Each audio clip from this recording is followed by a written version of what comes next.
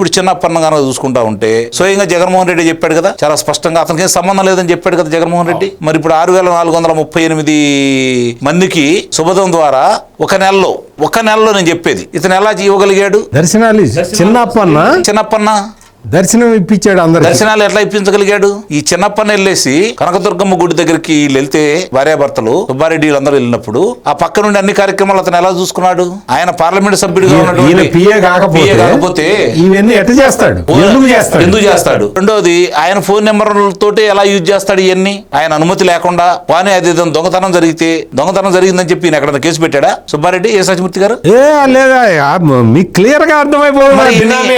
ఇంత జరుగుతుంది ఉంటే అంటే స్వయంగా వైవి సుబ్బారెడ్డి గారు లెటర్ హెడ్ పైన 9542419999 చేసి స్పష్టంగా కనిపిస్తుంది. అదే నంబర్ తో ఇప్పుడు దందాలు కూడా చేశారు కదా. అంటే ఇక్కడ పెద్దప్పన్నకు తెలియకుండా చిన్నప్పని ఏం చేయలేదు.